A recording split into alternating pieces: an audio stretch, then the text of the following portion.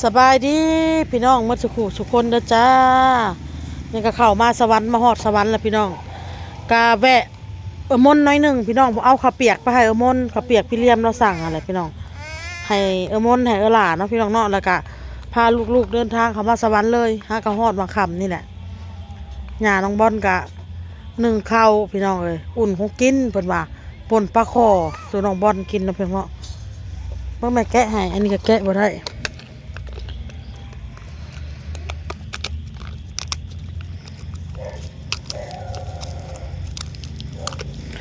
มาหอกกับพอดีค่ำพอดีมืดน้องบอลก็นั่งตันประตูพอดีเต็มประตูเลยแล้วต้องมานั่งอยู่หลุมดีกว่าลูกเป็นดีเมื่อแม่จะขึ้นไปอันนี้เห็ดไปทางกินเจ้าน่ะเอาอุ่นแก้วป่าเลยอุ่นป่นป่าบ่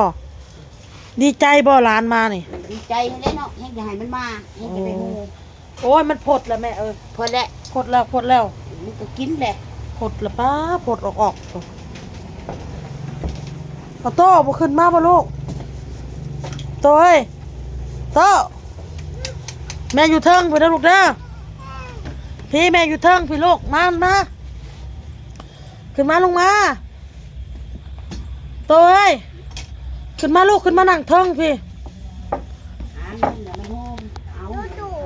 ขึ้นมาขึ้นมาโอ้ยเอ้ยขึ้นมาเอาไปให้บ่มันยังบ่มีมันนี่มันก็ให้บอกมาแหละว่าหาเงินได้ว่าเอาถ้วยมาตักช่วยแม่กินหาข้าวจะกินข้าวอันนี้เจ้ากินข้าวแล้วบ่เจ้าหาปลามาแต่ซะบอลเลยปลาเลยข้าวในทงเครื่องลูกลงไปเอาไปลงไปในทงยางหาเด้ข้าวมาแต่เรือนเอาไปลงไปลงมาเอาเสียดายกินนะสืดกับกินบ่เป็นยังดอกบ่ได้กับกินสิได้บ่ออมบ่ได้มาให้กันหากินเองกันบ้องอย่าบ้างดูลูกพากันกินโลดเด้อข้าวเด้อเราบ่ได้นี่เจ็บแข้งก็คัดกินยาดิประดงแล้วมันเศร้าโอ้ยกินลูกมันเลยหุ่นหมอแผลกมันปัดมืดพี่น้องเลยใส่แผลแค่นี้ค่ะนี่กระเด้งปลาคอซอกโตกินได้ไหมข้าวได้ข้าวแม่ปลาคอมันได้แพงเอาอยู่นี่เอาแม่บอลข้าวค่ะเอามากินหน่อยสิบ่แล้วเอาหากินอยู่กันหยาพุ่นละแม่ลูกบ่อยากบ่เจ็บหัวจิตกินแม่บอลลูกป่นปลาบ่อยากบ่เอาจังว่าเพราะว่าเขาเกยมาให้บ่ได้บ่ลืมข้าวเปียกเพราะว่าอ้นก็ได้จากพี่เลี้ยมมา3 ถุงพี่น้องคือพ่อว่าเข้ามาสวรรค์แหละเอาให้น้องบอลเนี่ยมากินกับหญ้าเราอ้นก็ลืมบ่แม่นมันลืมมันขึ้นบ่พ่อเลยพี่น้องเอ้ยเบิ่งข้าวหอมกว่าหอมโอ้ยหอมเราโดนไปไหนมื้ออัก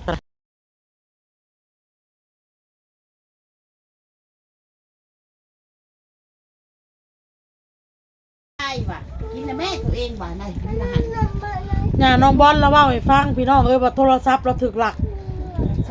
คนย่างกายมานี่มาขอกินน้ำลาวเก็บภาพได้โทรศัพท์เราใส่คันมันไว้เนาะไว้ในคันได้อ้นนะคันเล็กคันเล็กตัวนั้นบอลกินได้นั่นเป็นคันเดี๋ยวลากถ้วยมาได้เบิ้งมาแน่ละมันออกไปแล้วกันผมเติบก็จะได้ย่างมาใช้คันได้คันเล็กโดยซับมากต้นเลยมันต้นแบบอย่ามันหาตัวหาจังโอ้ยบ่ได้โอ้ยโอ้โตเล่นแปลงไปยังเอาผมบอลข้าวนี่เนาะกินข้าวแช่ลูกเกี่ยงบ่อิ่มบ่อิ่มชื่อใครมาถอดมาขอกินน้ำพาดเอาน้ำให้กินผลักของเราพี่น้องนี่แหละเพิ่นว่าบ่มีสัปดาห์แห่งซ้ำ ทรศัพท์น่ะมันใช้ได้อยู่แต่มันบ่มีแบ็ค ไป พี่น้อง แบ่ เอ้ย งไปฉากมันจะได้แหละ โทรศัพท์มันบ่มีแบ็คซื่อๆเพราะว่าโทรศัพท์นั้นเราสิถ่าลูกชายแล้วน่ะเอาไปสากให้พี่น้องเอ้ยไปสากให้แล้ว พอได้โทรเราก็ได้ ไข่ที่มันคันฮะ ปะไว้ในคันนั้นแล้ว ไว้จะคันฮะเลย จะคนมาแต่ทางใดมาขอกินน้ำน้ำลาว พอกินน้ำกินใน ชั ค่ะ กลายนะวัยรุ่นนี่นะ โทรศัพท์ ปลาย เราไป ปี นำ นี่แหละชักลายคนขี้ม้านะอ้นนี่ เนาะ กินมากกินกาวนี่แหละเบิ่งชักลิ้นชักลายนี่แหละเบิ่ง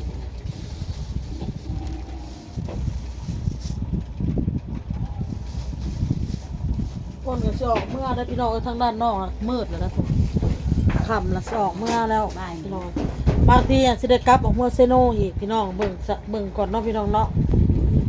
บางทีก็เป็นมื้ออื่นแล้วแต่ผัวเพราะว่ากลับออกมาเลยก็กลับออกมาเลยพี่น้องคันว่าผัวว่านอนมื้ออื่นถึงมื้อกับมื้ออื่น ข้ามือเอาเป็นมาย ายดมเด็กว่าจะอยู่ออกว่าเห็นว่าไม่ได้ เอาเป็นกับ ยายดมเน่ตกเลยลูก ถุงโต ถ้าสิได้มา โรโต เมื่อก็บ่ได้มาแล้ว ป้าป้าโรโตป้าป้า ว่าแล้วนะ โรโต แล้วแม่เมื่อเซโนแม่ก็บ่ได้กลับมาแล้วลูก ไหน ป้าว่าหั่นแหล้วบ่ได้เจ้าเมื่อยังสิได้เข้าโรงเรียนอยู่เด้เมื่อเข้าโรงเรียนเจ้ากลับเมื่อกิน โรโต เอาลูก โรโตอะไรลงไหน อยากลงบ่ลูกหลายอยากลงไปซะเมื่อปะเมื่อก่อนบัดนี้พี่น้องเอ้ยเมื่อก่อนเด้อเบิ่งเด้ออยู่น้ำหญ้าเด้อซอยหญ้าเด้อลูกเด้อคนน้ำคนในขึ้น โอ้ยบ่ได้หิวน้ำกะเฮาต่อขึ้นมาโลดมันมีตัวโยแหละ โรโต บ่ได้วนน้ำมันดอกให้มันดิ้นอยู่ โอ้ยมันก็ถูกใจแล้วให้มันเล่นอยู่ว่าซั่น เฮ็ดพี่สังบ่มีเมีย เอาจะตีตัวเองลูกโนโน ตกได้ลูก โตได้จริงนะ บ่ตีตัวเองนะลูกเด้อทำลายตัวเองบัดนี้ โดนจีไหน ขี่ได้ตกตัวลูกตกปุ๊ เป็น เอ๊ะ เว้าเกลียดจักปี โร แล้ว โตโรโต ว่าแล้วบ่ชอบปี 2 ปี โรโตไหน ตกได้อย่าตกได้ตกปุ๊ไหนอยากลงแล้วจะไปลงไปแม่พาลงไป อยากลงอยาก ปะเด้อบัดนี้เด้อโตบ๊ายบายมาบ๊ายบายบอลบ๊ายบาย บ๊ายบาย มาบ๊ายบายก่อนบ๊ายบายโอ้ยเล่นลมเลยบ๊ายบายบอลลูกบ๊ายบายเห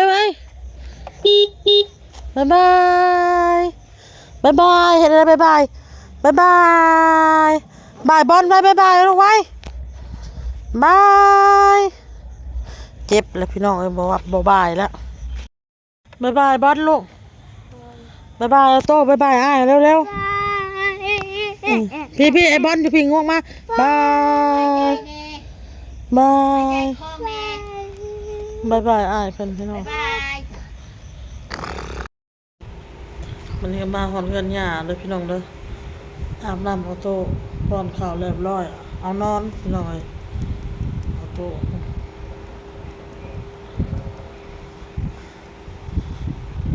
หัวเตะพี่น้องหนังโทรศัพท์ในตานอนลูกนอนมาแล้วพี่น้องน้องบอลกะนอนน้ำยาพี่น้องเลยแต่ว่ามื้ออื่นอ้นยังสิได้ไปหาลูกอยู่พี่น้องเพราะว่ามีออเดอร์จากเอื้อยเพิ่นอยู่เมืองนอกพี่น้องเนาะพี่สาวที่เพิ่นอยู่เมืองนอกเพิ่นสั่งออเดอร์จากเอื้อยนกพี่น้องเนาะก็หลายเติบเนาะพี่น้องเนาะเป็นข้าวเปียกแห้งมีแห้งแบบที่เป็นสำเร็จรูปแล้วก็เป็นซิลล่อนมีเหลืองเนาะพี่น้องเนาะเพิ่นเอาอย่างละ2ถุงเป็น10ถุงแล้วก็มีข้าวปุ้นน้ำแน่เนาะพี่น้องข้าวปุ้นก็50ถุงเนาะพี่น้องเนาะปุ้นแห้งแต่ว่าอ้นสิเอาโตข้าวเปียกกับโตสำเร็จรูปนี้ไปให้น้องบอลกับย่าน้องบอลกินเนาะพี่น้องเนาะเพราะว่าอยู่นำกัน10มื้อพี่เด้พี่น้องอ้นเอาลูกเขามาอยู่นำย่าเนาะพี่น้องเนาะเราก็คิดฮอดหลานอยากให้หลานมาอยู่นำพอได้มีผู้ปากผู้เว้าผู้ล้มแล้วเว้าอีต้นกูแน่แล้วว่านี่เนี่ยเนาะย่ากินฮอดมันกูก็ได้แล้วว่ากูก็จักสิอยู่ฮอดมื้อใดว่าคนก็เลยว่าเจ้าจะบ่ต้องเว้าดอกตัวนั้นค่ะเพราะว่า อนาคตมันก็ส่องบ่เห็นจะไปสิไปก่อนไผเนาะพี่น้องเนาะเว้าบ่ได้เล่าว่าเราสิไปก่อนข่อยบางทีข่อยไปก่อนเราก็มีตัวนี้มาหาแน่มาอยู่นำกูแน่กูคิดฮอดล่ะว่ะตับซาตัวนั้นก็เข้าโรงเรียน10มื้อนี่โอนก็มาเอาลูกแล้วก็กลับเมื่อเนาะพี่น้องเนาะเพราะว่ามื้อนี้ว่าสิออกเมื่อมันออกเมื่อบ่ทันแล้วก็กลับหนึงมามื้ออื่นก็มีออเดอร์เนาะพี่น้องเนาะออเดอร์คือโอนเว้าอะเนาะพี่น้องมีแต่รอติดตามมื้อคลิปมื้ออื่นพี่น้องเอ้ยประตูรับแล้วพี่น้องรับแล้วอยากนอนพี่น้องเอ้ยอ้าวออโต้ฮะว้าโธ่ออโต้ไรบ่ล่ะบ่เล่นน้ำเด้อออโต้ก็บ่สบายรถคันนี้อ้นขี่มาเด้พี่น้องรถคันสีดำมี FC เพิ่นถามมาเนาะอยู่ไสเนาะคันสีดำไปไหนก็อยู่นี่แหละพี่น้องเอ้ยอยู่นี่อยู่เฮือนย่าพี่น้องบ่เต้เพิ่นสิใช้คันนี้อ้นก็สิใช้คันนั้นเพราะว่าคันนั้นน่ะมันขี่ได้ปกติเนาะมันสะดวกพี่น้องมันสบายรถคันนี้ก็สะดวกสบายคือกันแต่ว่าเวลาเฮาเร่งนะมันเป็นบุบๆๆๆๆๆพี่น้องเอ้ยมันเป็นแบบคือบ่มันอีหยังแต่ถ้ามว่าขี่ออกฮอดเซโนขี่ได้บ่ขี่ได้หากแต่ว่ามันคือมันติดขัดเป็นแบบคืออ้นเว้าแหละเนาะพี่น้องถ้าออโต้พี่น้องอ้นก็เลยขี่คันนี้เปลี่ยนกันพี่น้องสมซ่าเฮาได้เงินได้คำแล้วเฮาก็เอาไปแปลงเบิ่งว่ามันเป็นน้ำหยังเนาะพี่น้องแต่บ่เต้เอาไปให้หมู่เช็คเบิ่งละฮู้แล้วเนาะสาเหตุที่มันเป็นเนาะเฮาได้เงินได้คำพุ่นละออโต้ไปแล้วพี่น้องบ่เต้ก็สิอันนั้นอาบน้ำอาบในเตียงตัวเนาะนุ่งเครื่องไปเวียกพี่น้องเพราะว่าเพิ่นพักเวียกพูดวันที่นะพวกพี่น้อยวันที่13พวกเพิ่นพักเนาะพี่น้องเอาพอกับคลิปหน้าพี่น้อง